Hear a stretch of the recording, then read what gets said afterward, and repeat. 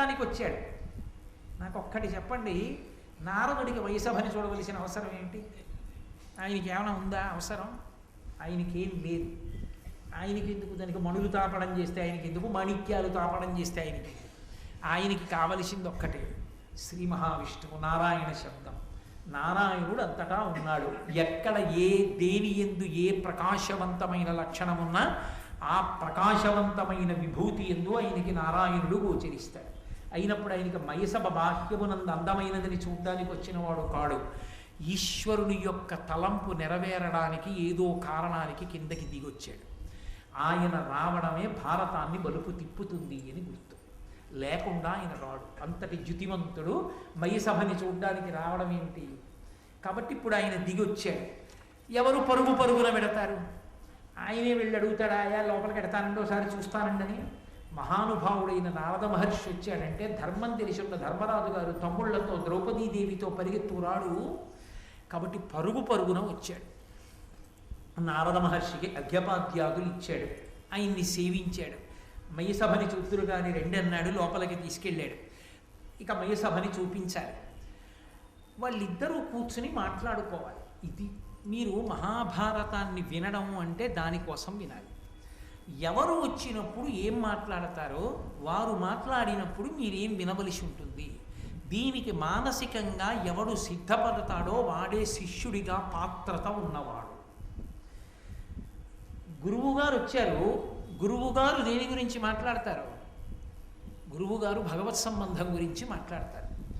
ఆయన నీ ఇంటికి వచ్చి మాట్లాడుతున్నప్పుడు ఏదో నీ ఇంటికి అవసరమైన విషయం ఏదో ప్రస్తావిస్తారు. దానికోసం నువ్వు ఎదురు చూడాలి. అంతేకాని ఆయన దృష్టిపథం చెదిరిపోయేటట్టుగా వీడికి చెప్తే మాత్రం తలకెక్కుతుందా ఆయన అని ఆయన లేచి వెళ్ళిపోయేటట్టుగా నువ్వు మాట్లాడటం మొదలెడితే,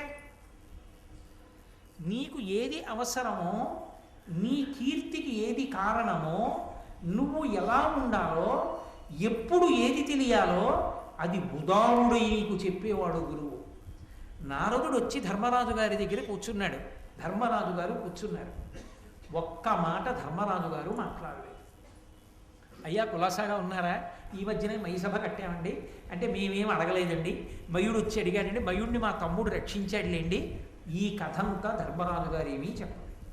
ఎందుకు చెప్పలేదు? అది ఆయనకు అనవసరం. ఒకటి, ఆయన ఇవన్నీ చెప్పినా దానికి ఏం పెద్ద ఇష్టపడడు. రెండు, ఆయనకి తెలియకుండా ఉంటుందా? ఆయనకి తెలియనిది నేను చెప్తేనే తెలియవలసినది ఒకటి ఉందా? ఆయన అడిగితేనే చెప్పాలి. ఆయన ఏదైనా చెప్తే నేను వినాలి. ఆయన చెప్పే వరకు నేను ఎందుకు అడగాలి? నేనేం అడగాలో అది ఆయన నాకు ఆ అవకాశం ఇచ్చినప్పుడు అడుగుతాను. ఆయన నువ్వు మాట్లాడచ్చు అన్నట్టు ఆగుతాడు, అప్పుడు మాట్లాడతాను తప్ప ఇప్పుడు నేను మాట్లాడకూడదు. అది శిష్యధర్మం. అది నేర్చుకోవాలి ధర్మరాజు గారి దగ్గర. అది ఆయన గౌరవం అంటే, అది మర్యాద అంటే. నారదుడు వచ్చి కూర్చుంటే ధర్మరాజు గారు కూర్చుంటారు. ఇప్పుడు నారదుడు మాట్లాడాలి. నారద మహర్షి మాట్లాడితే ఏం మాట్లాడతారు? ఇప్పుడు మయసభ కట్టారట అని మొదలు పెడతారా? మొదలు పెట్టరు. అప్పటికి ధర్మరాజు గారికి ఏది చెప్పాలో అది చెప్తారు. అప్పటికి ధర్మరాజు గారికి ఏం చెప్పాలి? అర్ధరాజ్యం పంచుకుని రాజుగా కూర్చున్నాడు. అప్పుడే కొత్తగా రాచరికం స్వీకరించాడు. ధార్మికమైనటువంటి పరిపాలన ఎలా ఉండాలో చెప్పాలి గురువుగారు వచ్చినందుకు కాదు. భూపసభాంతరాళమున పుష్కళమత్యదురత్వ మాజి మహాపటు శక్తియున్ యశమునందనురక్తియు ప్రకృతి సిద్ధగుణంబులు సజ్జనాళి అంటాడు భర్తృహరి. ఎప్పుడు ఎక్కడ ఏది మాట్లాడాలో అది మాట్లాడాలి. అంతేకాని ఒక చోటుకి వెళ్ళి అక్కర్లేని ఇంకొక విషయం మాట్లాడకూడదు. కాబట్టి ఆయన ఏది మాట్లాడుతాడు అని నారదుడు ధర్మరాజు ఎదురు చూస్తున్నాడు. చెప్తున్నారు నారద మహర్షి, ధర్మవిదుండవై, అది ఆయన మొదటి మాట. ధర్మం అదే కదండి. సమస్త వాంగ్మయాన్ని పిండేస్తే రెండే అక్షరాలు ధర్మం. ఆ ధర్మము కొరకే సమస్తం. అది పక్కన పెడితే మిగిలిందంతా అనవసరం, లొల్లి. ఆ ధర్మాన్ని వదిలిపెట్టి నువ్వేం చెప్దామనుకున్నా అనవసరమే. ఆ ధర్మం చెప్తావా చాలు. ఏకశబ్ద సమ్యజ్ఞాత సృష్టప్రయుక్త స్వర్గే లోకే కామదుర్భవతి. ఒక్క మాట వినడానికి చాలు, ఒక్క మాట ఆచరించడానికి చాలు, తరించిపోతాం. ధర్మవిదుండవై ధర్మార్థ కామంబులొండుంటి బాధింపకుండా ఉచిత కాల విభక్తములుగా లీల సేవించితే. ఎంత పెద్ద ప్రశ్న అడిగాడో చూడండి. ఏమయ్యా, పురుషార్థములని ఉన్నాయి కదా 4, మోక్షం అలా అట్టిపెట్టు. ధర్మ అర్థ కామములు దేశము కాలము అన్న రెండిటి యందు ఒకదానినొకటి బాధింపకుండా అనుభవిస్తున్నావా అని అడిగాడు. అంటాడా ధర్మరాజు? ఈ ప్రశ్నకి ధర్మరాజు జవాబు ఏమిటి అన్నదాన్ని బట్టి తర్వాత మాటలు చెప్పాలి. అంటే ఇంకోలా మాట్లాడాలి. బుద్ధి గడ్డి తిందా అని అడగాలి. ఇహ సంతో నవాసంతి సతోవా నానువర్తసే తథా విపరీతాతే బుద్ధిరాచారవర్జిత అని అడిగింది సీతమ్మ. అలా అడగవలసి ఉంటుంది. లేదు తలిలా ఊపితే ఇంకొకలా మాట్లాడవలసి ఉంటుంది. దేశము కాలము దృష్టిలో పెట్టుకొని ధర్మ అర్థ కామములు ఒకదానినొకటి బాధింపకుండా సమన్వయం చేసుకోవడం అలవాటైందా అని అడిగాడు. దేశకాలములను బట్టి అంటే ఒక దేశమునందు ఒక కాలమునందు ధర్మము ఒకటి ఉంటుంది, ఒక దేశమునందు ఒక కాలమునందు ధర్మము ఒకటి ఉంటుంది, ఇంకొకప్పుడు ఇంకొకటి ఉంటుంది. నేను మీకు ఒక ఉదాహరణ చెప్పాలంటే బ్రహ్మముహూర్తం అయిందనుకోండి, తెల్లవారుసనం అయింది. ఆ దేశమునందు ఎక్కడైనా సరే, నువ్వు ఎక్కడ ఉన్నా సరే, ఆ కాలమునందు ధర్మం ఒక్కటే, ఈశ్వరారాధనమే. భగవంతుణ్ణి ఆరాధించాలి బ్రహ్మముహూర్తంలో. మధ్యాహ్నం అయింది, అర్థమును సంపాదించాలి, డబ్బు సంపాదించాలి. మధ్యాహ్నము డబ్బు సంపాదించామన్నారు కదా అని ధర్మాన్ని విడిచిపెట్టి సంపాదించకూడదు. ధర్మబద్ధమైన అర్థమును పొందాలి. ఖర్చు పగటిపూటే పెట్టాలి. పగటిపూట ఖర్చు పెట్టినప్పుడు నేను కష్టపడి సంపాదించింది కదా, నా ఇష్టం వచ్చినట్టు ఖర్చు పెడతానని పెట్టకూడదు. ధర్మముతో ముడిపడేటట్టుగా ఖర్చు పెట్టాలి. ధర్మబద్ధమైన ఆర్జన, ధర్మబద్ధమైన వ్యయము. కాబట్టి కాలములకు తగినట్టుగా అర్థము, కాలములకు తగినట్టుగా కామము. సూర్యాస్తమయం అయిపోయిన తరువాత మనుష్యులు కామోపభోగాన్ని అనుభవించమని ధర్మశాస్త్రం. కాబట్టి ఆ కాలమును గుర్తిరిగి నువ్వు భార్యాసంగమం నిర్వహిస్తున్నావా? కామము ధర్మంతో ముడిపడుతోందా? అదుపు తప్పి ధర్మాన్ని విడిచిపెట్టి కామాన్ని అనుభవిస్తున్నావా? కామం అప్పుడు అనుభవించిన ధర్మబద్ధము, అర్థం ఆర్జించిన ధర్మబద్ధము. ధర్మముతో ముడి ముడిచిపెట్టకుండా దేశకాలముల యందు ముడి వేస్తున్నావా?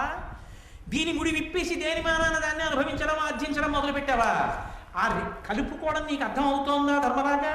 అలా పాటిస్తున్నావా?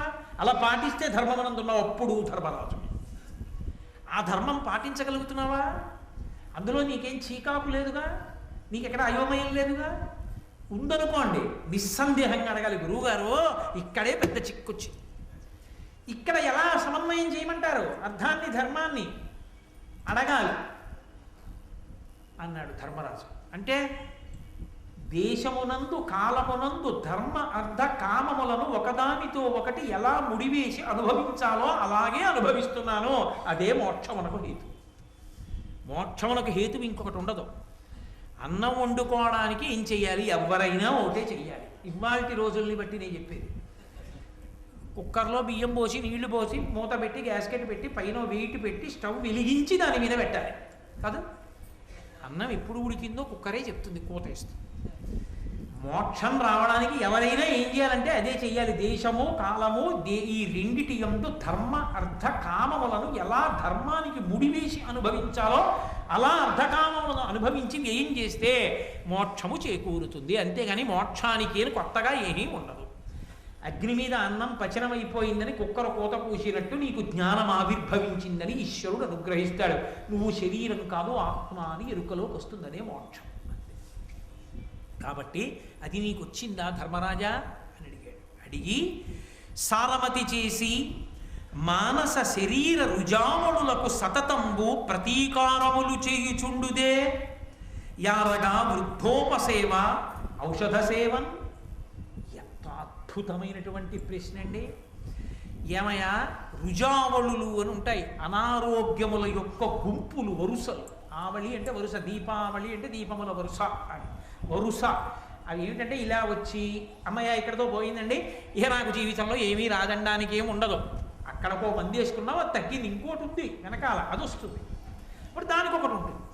కొలెస్ట్రాల్ ఎక్కువైంది, దానికి ఒకటి ఉంటుంది. మోకాళ్ళ నొప్పి వచ్చింది, దానికి ఒకటి ఉంటుంది. షుగర్ వచ్చింది, దానికి ఒకటి ఉంటుంది. బీపీ వస్తే దానికి ఒకటి ఉంటుంది. ఒక్కొక్కటి వస్తుంది, రుజావళులు వస్తుంటాయి. అలా భయపడిపోయి హడిలిపోకుండా ఉండాలి. అందుకని ఈ శరీరమునకు రోగములు వస్తాయన్న విషయంలో నీకు ముందు అసలు నమ్మకం ఉందా? ఏదో ఒకటి వచ్చేటప్పటికి నా కర్మండి అని మృత్పిండల్లా నేల మీద పడిపోతున్నావా? మట్టి ముద్ద నేల మీద పడిపోయింది అనుకోండి, లేవ. వాడికి ఏదో ఒకటి వచ్చింది, రాకుండా ఉంటుందా? దిక్కుమాలిన శరీరం అన్న తర్వాత నింద లేకుండా బుద్ధి ఎలా పోతుంది? ఏదో కారణం రాయాలా డెత్ సర్టిఫికెట్లో? ఏదో ఒకటి ఆగిపోవాలా? అది ఏదో ఒకటి వస్తుంది, ఆ శరీరానికి వస్తుంది. వస్తే ఆపేస్తావా? పని చెయ్యగలిగినంత కాలం ఈశ్వర సేవ చెయ్యవలసిందే, ఉపయోగించుకోవలసిందే ఉన్న పనిముట్లన్నింటినీ. కాబట్టి శరీరం అన్న తర్వాత రుజావులు వస్తాయి, అనారోగ్యాలు వస్తాయి. దానికి ఔషధిని సేవిస్తున్నావా? ఏమంటే ఎలాగో పోతుంది కదండి, దిక్కుమాల శరీరం ఎందుకు వచ్చిన మందులండి అని వైరాగ్యం చెప్పకూడదు.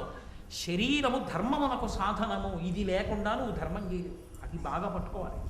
ఇది పడిపోయిందనుకోండి, ఇక ధర్మం లేదు. ధర్మం చేయడానికి ఇది సాధనం, పనిముట్టు. ఇది ఉంటే కదూ స్నానం, ఇది ఉంటే కదూ సంధ్యావందనం, ఇది ఉంటే కదూ ప్రవచనం. ఇది పడిపోతే ఏం చేస్తావు? మళ్ళీ వస్తుందని ఏమి నమ్మకం. అందుకని దీన్ని నిలబెట్టే ప్రయత్నం చెయ్యాలి. ఎప్పుడు జ్ఞానం వచ్చేవాడు. ఆ తర్వాత ప్రారంభంగా శరీరాన్ని చూడడం వేరు. నటించకూడదు జ్ఞానివైనట్టు. తనంత తాను జ్ఞానివి కావాలి ఈశ్వర కృపతో. అప్పటి వరకు పరిశ్రమ. శరీరము వ్యాధిగ్రస్తమైంది, భయపడకు. ఔషధిని ఇవ్వడానికి ఈశ్వరుడే ఈ భూమి మీద తిరుగుతున్నాడు వైద్యుడి రూపంలో. ప్రథమో దైవ్యోభిషకు అంది యజుర్వేదం.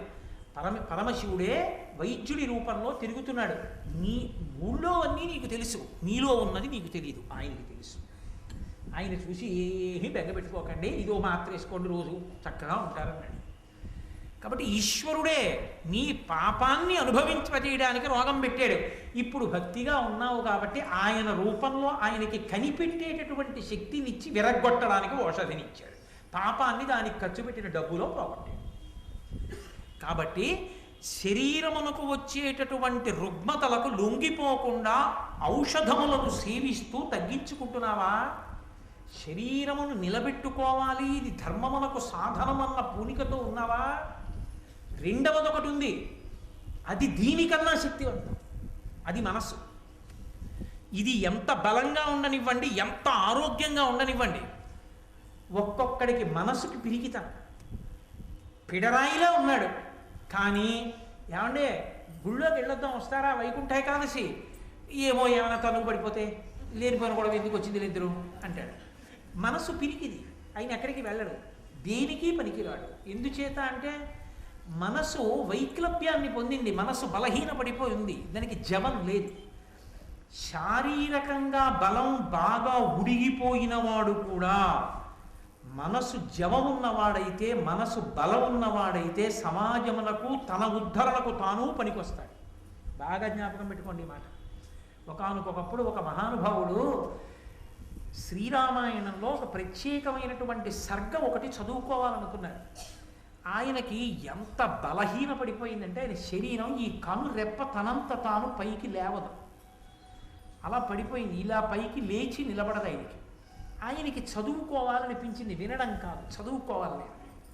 ఆయన అన్నాడు శిష్యుల్ని, కనురెప్పలకు దారాలు కట్టి తల నుంచి వెనక్కి పెట్టండి, ఇలా లాగుతూ ఉండండి, రెప్ప పైకి వస్తుంది.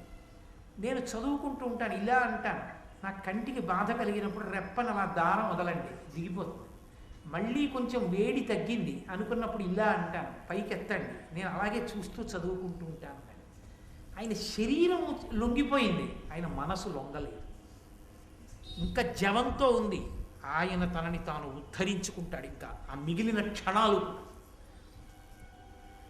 లేనివాడు ఎంత బలం ఉండనివ్వండి, వ్యాయామం చేసి తిని బలంతో ఉంటాడు. బలంతో ఉండడం ఎందుకు?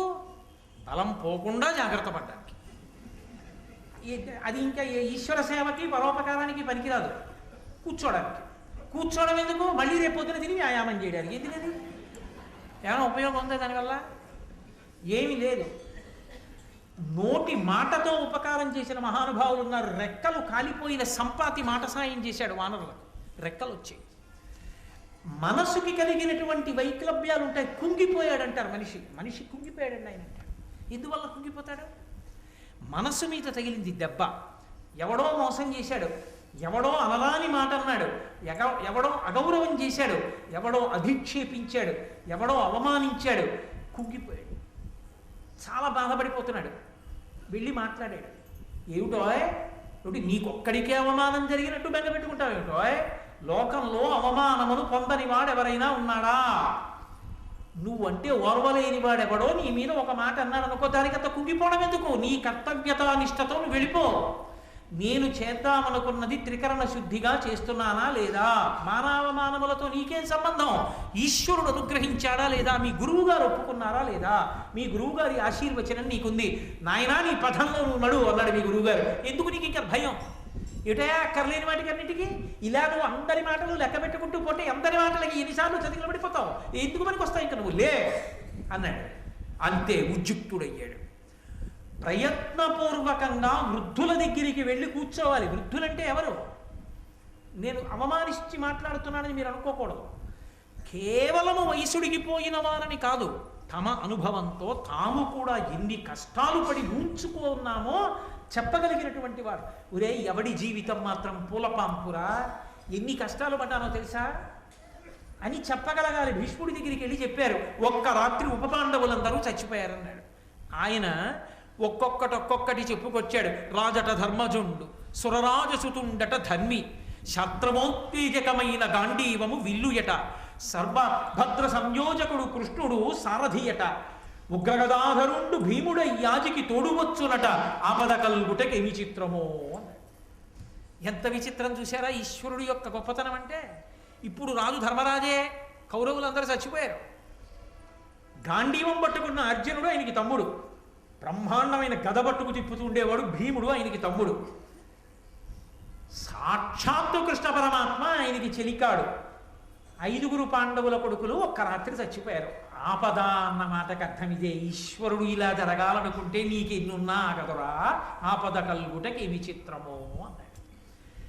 మంచి మాట చెప్పగలిగినటువంటి పెద్దల దగ్గర ప్రయత్నపూర్వకంగా కూర్చోవడం అలవాటైతే నీకు మొట్టమొదటే వ్యాధి నిరోధక టీకా వేయించుకున్న వాడితో సమానం. ఎందుకని? పోలియో వచ్చాక పోలియోకి వైద్యం చేయించుకుంటే ఓ కాలు చచ్చుబడిపోతుంది. పోలియో రాకముందు పోలియో క్రిమిని శరీరంలోకి ఎక్కిస్తారు. పోలియో వ్యాధిని ఇవ్వగలిగిన క్రిమిని ఎక్కిస్తారు శరీరంలోకి. కాదు డాక్టర్ గారు, ఎందుకు ఎక్కిస్తారు అంటే రక్త కణాలకి అలవాటు అవ్వాలి. పోలియో క్రిములు లోపలికి వస్తే యుద్ధం ఎలా చేయాలో, అవి యుద్ధం వాటికి తెలియదుగా. మొదట కొద్ది శత్రువు వచ్చాడు, ఇవన్నీ కలిపి పోరాటం చేశాయి. ఈ పోరాటంలో జ్వరం వస్తుంది, పిల్లాడికి జ్వరం వస్తుంది. మరి పిల్లాడికి జ్వరం వస్తుందని పోలియోటి చుక్క వేయించకపోతే రేపు పొద్దున కాళ్ళు చచ్చుపడిపోతాయి, వాడు డేగుతాడు. ఇప్పుడు జ్వరం వచ్చింది, కానీ వాడికి పోలియో క్రిములను ఎదుర్కోవడం వచ్చేసింది కాబట్టి రేపు ఎప్పుడైనా వాడిలోకి పోలియో వ్యాధిని కల్పించగలిగినటువంటి సూక్ష్మాంగజీవులు వెళ్ళిపోయినా వాడికి ఇక పోలియో రాదు.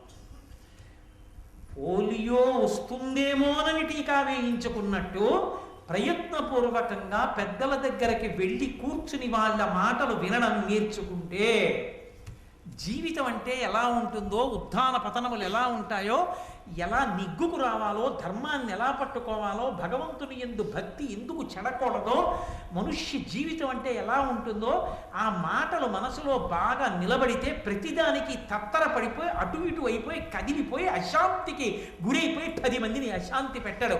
తాను స్థిరంగా నిలబడి శాంతిగా ఉంటాడు, 10 మందిని శాంతి యందు నిలబెడతాడు. ఇంకంతకన్నా ఏం కావాలో ఈ ధర్మరాజా? అందుకని ఈ రెండిటికి వైద్యం ఎప్పుడూ చేయించుకుంటున్నావా? శరీరానికి వైద్యం ఔషధంతో చేయించుకుంటున్నావా? మనసుకి కలిగేటటువంటి రుగ్మతను పోగొట్టుకోవడానికి ప్రయత్నపూర్వకంగా పెద్దలను ఆశ్రయించి కూర్చుని వింటున్నావా? నారదుడు చెప్తుంటే వినడంలోనే అర్థం పట్ల ధర్మరాజుకి అలవాటు ఉందని.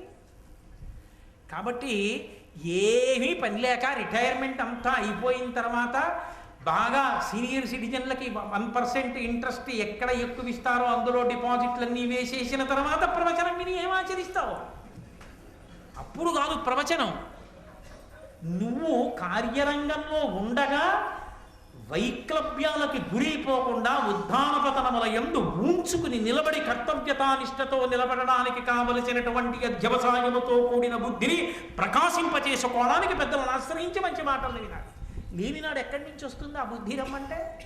కాబట్టి అలా వింటున్నావా ధర్మరాజా అని నువ్వు నీ దగ్గర ఉంచుకునేటటువంటి ఉద్యోగుల విషయంలో గుణము సమర్థత ప్రధానంగా ఉత్తమమైనటువంటి వారిని, మధ్యములైన వారిని, అధములైన వారిని నిర్ణయం చేసుకుంటున్నావా? గుణము సమర్థత ప్రధానమై ఉండాలి. ఎవడు అత్యంత గుణవంతుడో, ఎవడు అత్యంత సమర్థుడో వాడిని ఉత్తమమైన పదవిలో పెట్టాలి. ఎవడు అంత సమర్థత లేనివాడో వాడు మధ్యమమైనటువంటి పదవిలో ఉండాలి. ఎవడు అంత సమర్థత లేనివాడో వాడు అసమర్థమైనటువంటి పదవిలో ఉండాలి. పైవాడు లాగితే వీడు వెళ్ళగలిగితే చాలు, పరిగెత్తితే చాలు, ఇంజన్ పరిగెడితే పరిగెత్తడం భోగికి వస్తే చాలు, ప్రతి భోగి ఇంజన్ అక్కర్లేదు. కాబట్టి ఒక్క ఉత్తముడు ఇంజన్ ఒక్కటి ఉంటే చాలు, రైలు అంతా తిరుపతి వెళ్ళిపోతుంది. అన్నీ భోగిలే అయితేనే ప్రమాదం కాకినాడలోనే ఉంటుంది కదా. కాబట్టి ఎక్కడ ఏది ఉంచాలో ముందు నీకు తెలిసేలా ఉంచుతున్నావా?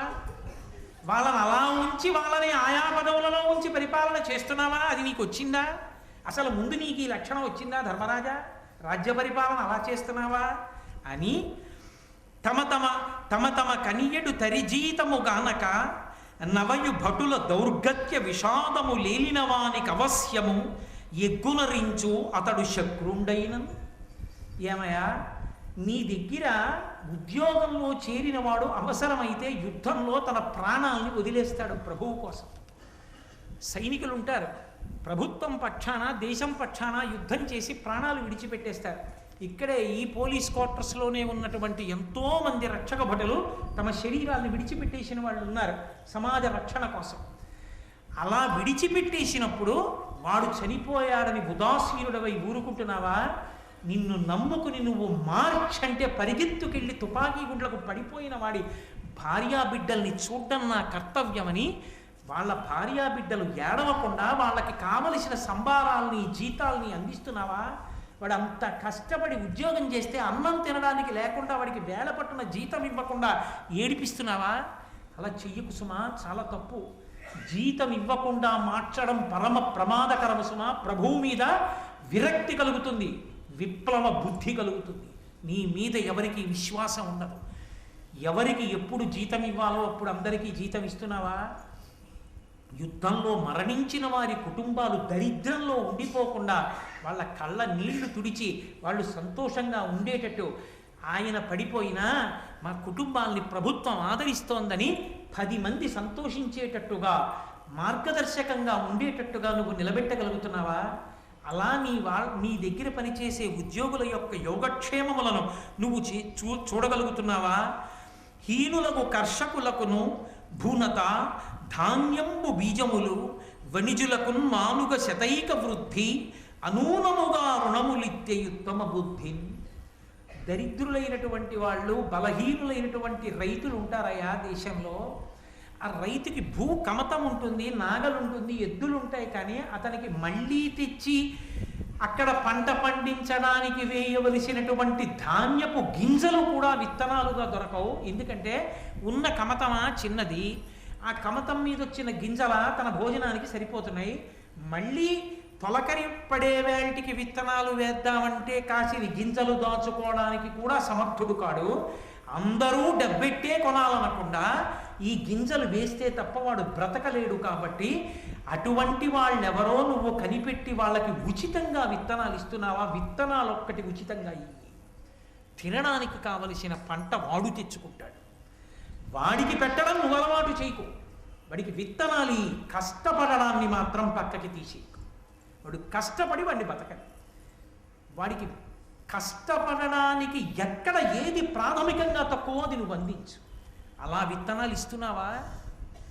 ఆ రోజుల్లో మాట్లాడేటండి మహానుభావుడు నారదుడు. రాజ్య పరిపాలన అంటే సంఘ సంక్షేమము అంటే, సంక్షేమ ప్రభుత్వము అంటే ఎలా ఉండాలో, ఎటువంటి నియామకాలు ఉండాలో, ప్రభువు ఎంత సమర్థుడై ఉండాలో నారద మహర్షి ఆ రోజున ధర్మరాజు గారికి చెప్పాడు. విన్నాడు ధర్మరాజు.